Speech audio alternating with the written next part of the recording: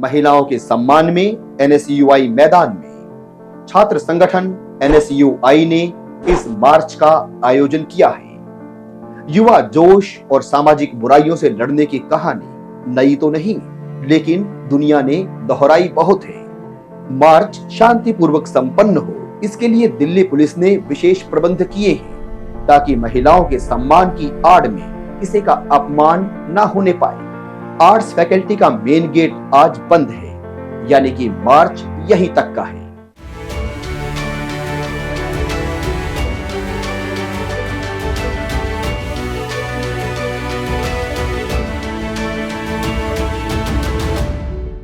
मैं ये जानना चाहूंगा आपसे, दिल्ली पुलिस हमेशा ये कहती है सदैव आपके साथ। हाँ जी। दिल्ली पुलिस का क्या रोल रहता है इस टाइप की घटनाओं को रोकने के लिए? विशेष तौर पर अगर मैं बात करूं, हाँ जी। दिल्ली विश्वविद्यालय, जो हमारा हॉस्टल है वो यहाँ से 3 किलोमीटर दूर है। जो वहाँ पे जाने का रास्ता है, वहाँ पे कुछ ऐसे एरियाज हैं जो डार्क स्पॉट्स हैं, जहाँ पे लाइटें नहीं है, तो वहाँ पे आई डोंट थिंक सो उनका कोई विशेष ध्यान है। जो ढाका हॉस्टल कॉम्प्लेक्स की तरफ रास्ता जाता है जीटीबी नगर से, वहाँ पे पार्क्स है कुछ जो कि बहुत शेडी हैं, और उनके पीछे जो है वो झुग्गियाँ हैं, तो वहाँ पे कुछ ऐसे इंसिडेंट्स अक्सर होते हैं। जिस तरह से यहाँ का एडमिनिस्ट्रेशन काम करता है वो बहुत ही वाकई काबिले तारीफ है। और जो गरीब बच्चे जो नहीं ले पा रहे हैं शिक्षा पैसे के अभाव में, उसको अपॉर्चुनिटी प्रोवाइड करा रहा है ये DU. So I am great thankful for DU. तो एडमिशन जो होता है वो आपका अलग अलग होता है, जैसे आप रामदास में अलग लेंगे, हिंदू में अलग लेंगे, या केएमसी में, यानी कि एक बार आपने यहाँ लॉ में एडमिशन ले लिया तो आपको वो थोड़ा बताइए आप।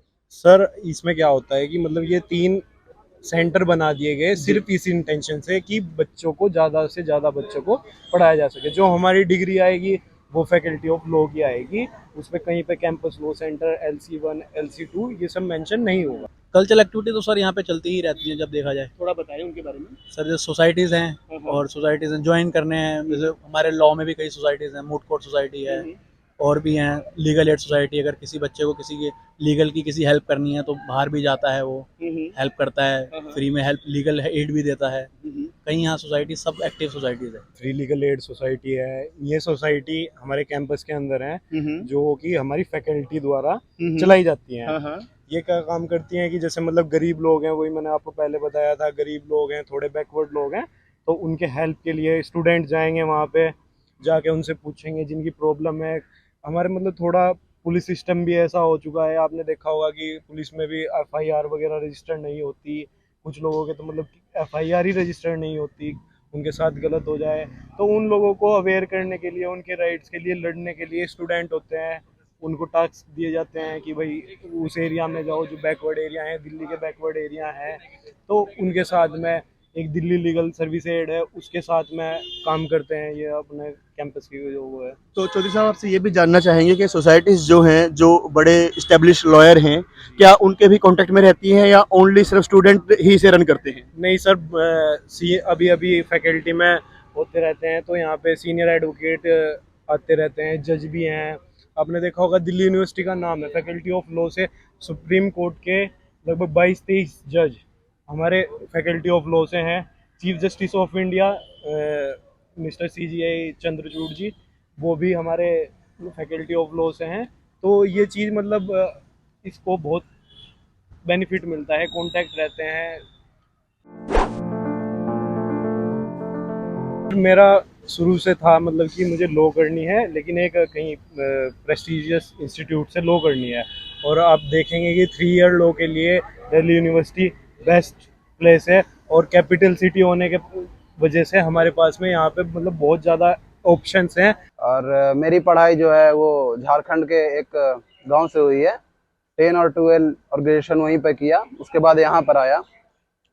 यहाँ पर आने का मेरा खास मकसद ये था कि कुछ हायर एजुकेशन जो हमारे इलाके में नहीं मिलती है वो शायद हमको दिल्ली प्रोवाइड करा सके। तो ऐसा इसी क्रम में दोस्तों से बात किया, दोस्तों से लगा तो वो लोग बताएं कि ऐसा एक कॉलेज है जहाँ पर आप बहुत कम पैसों में जहाँ पर प्राइवेट संस्थान इतने पैसे लेते हैं, वहाँ आप थोड़े से पैसे में आप अच्छा कोर्स गेट कर सकते हो और अच्छा अपॉर्चुनिटी भी आपको मिल सकता है। क्योंकि आपने देखा होगा कि यहाँ पे जो समाज का बहुत ऐसा तबका है जो कि अवेयर नहीं है लोगों को लेकर उनका शोषण होता है। तो मेरा खुद का भी मतलब थोड़ा ये वो है, ड्रीम है कि मैं मतलब समाज सेवा के नाम पे जो हमारे गरीब लोग हैं या थोड़े बैकवर्ड लोग हैं जिनको नहीं पता है और उनका शोषण किया जा रहा है, उन्हें अपने फंडामेंटल राइट्स, अपने लीगल राइट्स की कोई जानकारी नहीं है, अवेयर नहीं है, तो थोड़ा उनके लिए काम किया जाए। अभी डीयू में मेरा लगभग 6-7 महीने हुआ है और एक सेमेस्टर का मैंने एग्जाम दे दिया है, अभी उसका रिजल्ट एवेटेड है और सेकंड सेमेस्टर का हम लोग प्रिपरेशन कर रहे हैं पूरा होल सेमेस्टर।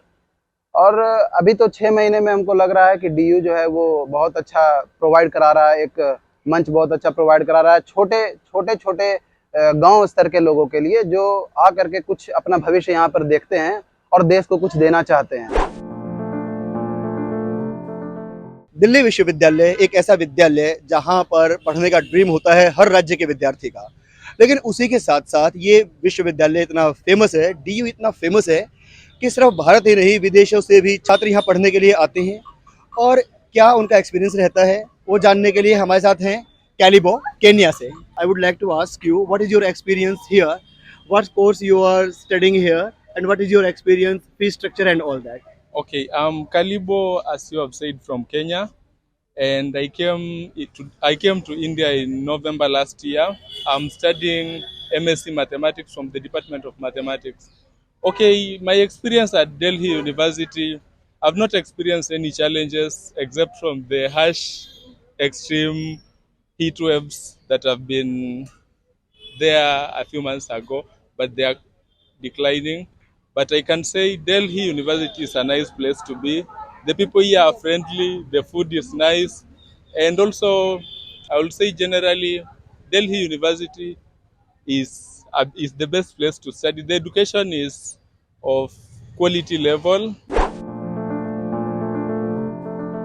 स्टूडेंट के तौर पर आप यहाँ आते हैं और उसके बाद आप पीएचडी कर लेते हैं, डॉक्टर हो जाते हैं, यूपीएससी की तैयारी करते हैं और करवाते भी हैं।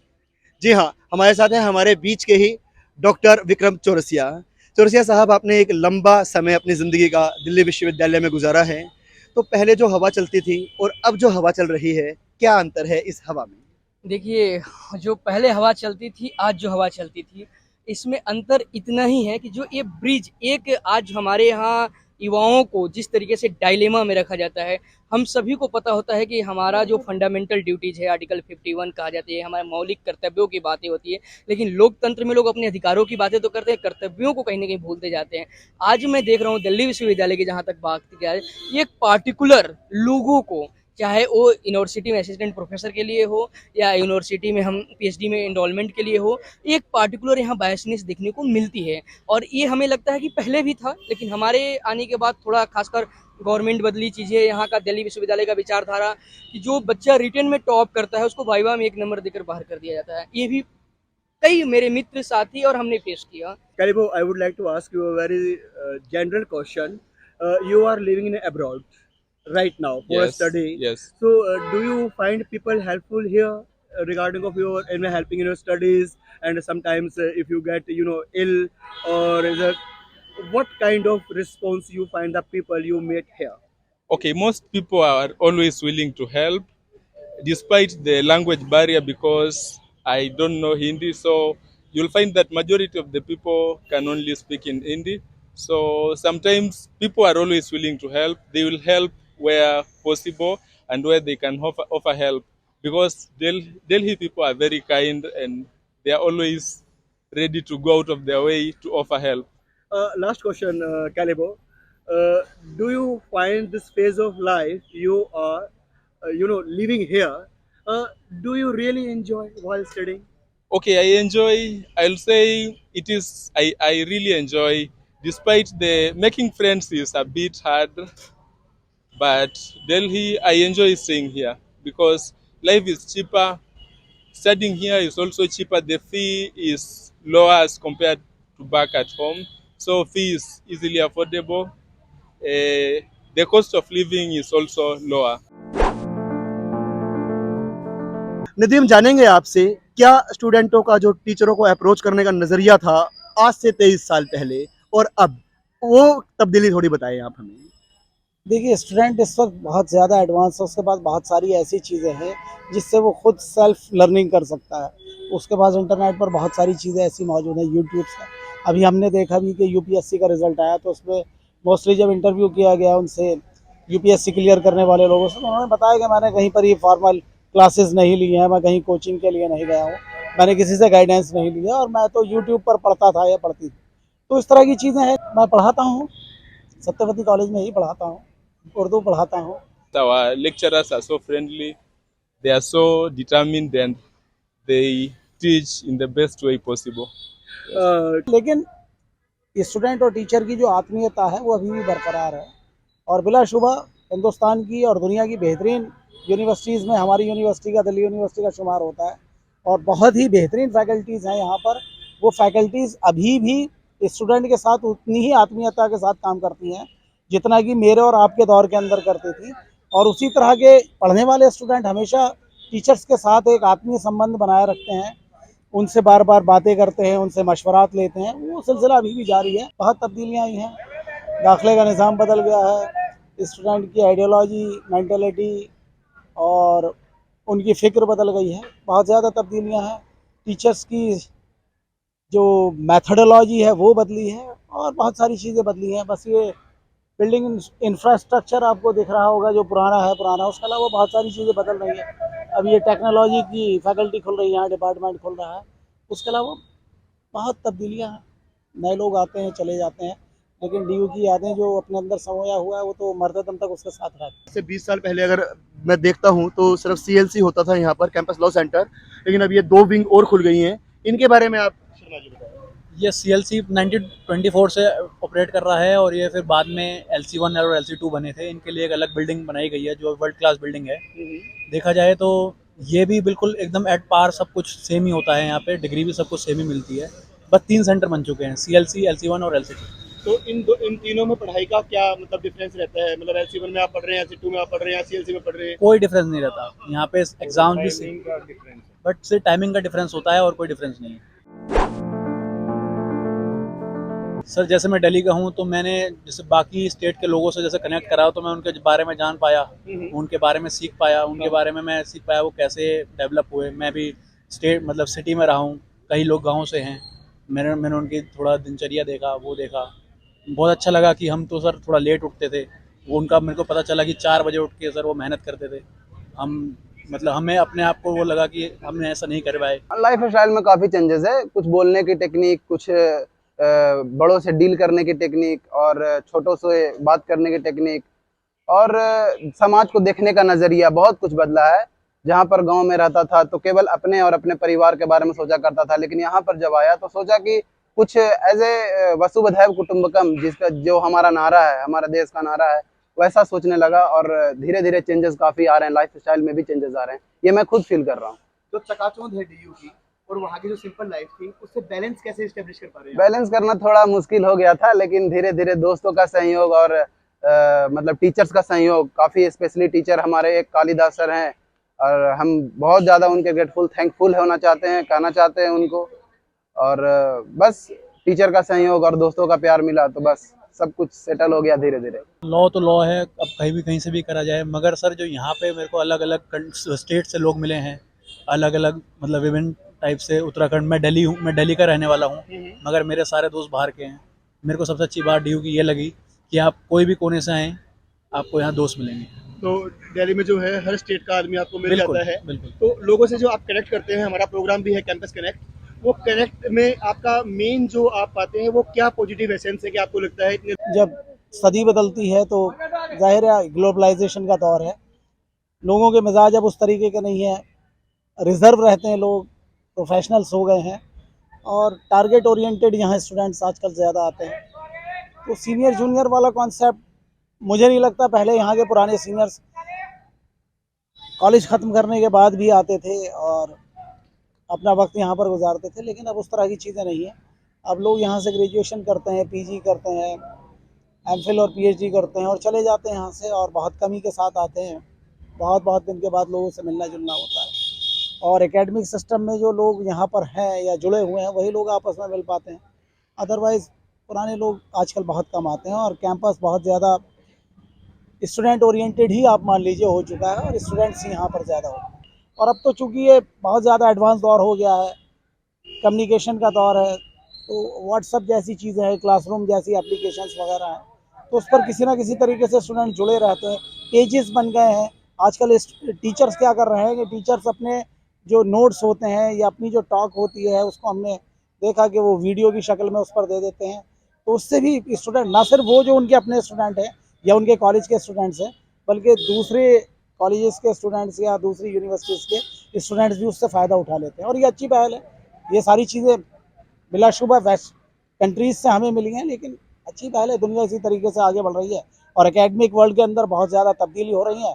और हमारे लिए बेइंतहा खुशी और मसर्रत की बात यह है कि हमारी यूनिवर्सिटी का इन सब चीज़ों को लेकर नए प्रयोग करने में, उसे अपनाने में, अब देखिए ये वाला जो NEP का सबसे पहला कॉन्सेप्ट है वो हमारी यूनिवर्सिटी में है, तो हम फ़ख्र करना चाहिए कि हम दिल्ली यूनिवर्सिटी के अलमनाई हैं या दिल्ली यूनिवर्सिटी में पढ़े हैं हम या पढ़ा रहे हैं वगैरह वगैरह। ये बहुत अच्छी बात है हमारी यूनिवर्सिटी के लिए।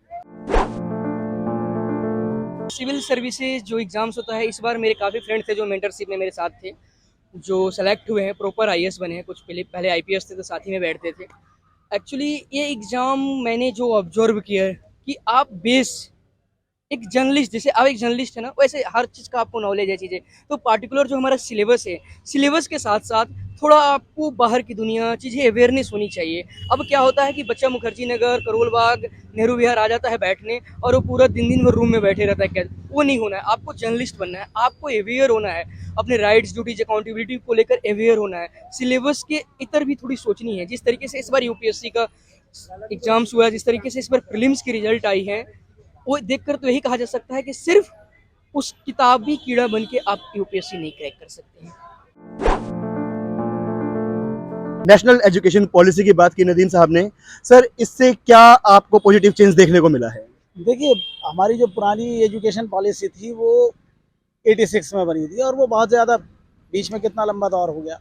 उसके बाद वक्तन फ़वक्तन ज़रूरत के मुताबिक हमने उसमें थोड़े बहुत अमेंडमेंट किए। 1992 में यशपाल कमेटी की रिपोर्ट आई, उसने शिक्षा बिना बोझ के वगैरह इस तरह की चीज़ें उसके अंदर डाली और फिर ज़रूरत के लिहाज से एक इतना लंबा पीरियड, एक इतने बड़े देश के अंदर जहाँ पर हर 4-5 किलोमीटर के अंदर बोली बदल जाती है, 25, 30, 35 किलोमीटर के अंदर ज़बान बदलने की पूरी गुंजाइश रहती है, तो हमें एक इस तरह की नेशनल एजुकेशन पॉलिसी की ज़रूरत थी जो सबका साथ, सबका विकास, सबका विश्वास और सबका प्रयास वाला जो मोदी जी का फार्मूला है उसके ऊपर काम करे। तो बहुत अच्छा काम किया NDA गवर्नमेंट ने कि शिक्षा के क्षेत्र में उन्होंने अपनी बारीक भी दूर रस नज़र का इस्तेमाल करते हुए उसमें तब्दीली लाने की कोशिश की है। और ये तो समग्र के लिए शिक्षा है। अभी ये चूँकि इसका स्टार्टअप है, अभी जब आप आगे चलेंगे तो आपको उसके फ़ायदे भी नज़र आएंगे, पता चलेगा कि क्या क्या है। अब उस तरह की जो बंधन थे जो कन्वेंशनल एजुकेशन में, ट्रेडिशनल एजुकेशन में, उससे अलग होकर हम लोग बहुत ज़्यादा लिबरल एजुकेशन की तरफ जा रहे हैं, जिसके अंदर मातृभाषा शिक्षण की बात की गई है, प्रोफेशनलिज्म है और वो सारी चीज़ें जो दुनिया के साथ आगे चल सकती हैं या दुनिया के साथ हमें आगे चलने में मदद करती हैं, उन सब चीज़ों को लाने की कोशिश की है सरकार ने। इस सरकार का इसके लिए हमें बहुत ज़्यादा शुक्रगुजार होना चाहिए और हम उम्मीद करते हैं कि जो आने वाला भारत है हमारा, अब से 20, 25, 30 साल बाद, वो अकादमिक जगत में अपने झंडे गाड़ेगा। गाड़ तो अभी भी रहा। हमारे टेक्नीशियंस, हमारे डॉक्टर्स वगैरह, हमारे इंजीनियर्स वगैरह विदेशों के अंदर सेवाएं देते हैं। अमेरिका इस चीज़ को मानता है, अमेरिका जैसा बड़ा राष्ट्र भी इस चीज़ को मानता है। तो अब ये हमारी एजुकेशन के अंदर जो तब्दीलियाँ आ रही है, निसंदेह ये हमारे लिए एक बहुत ही नेक शगुन है और हमें इस पर फ़ख्र करना चाहिए। और आने वाला भारत अपनी अकादमिक मजबूती के साथ दुनिया के ऊपर राज करेगा, ऐसा मैं देखता हूँ।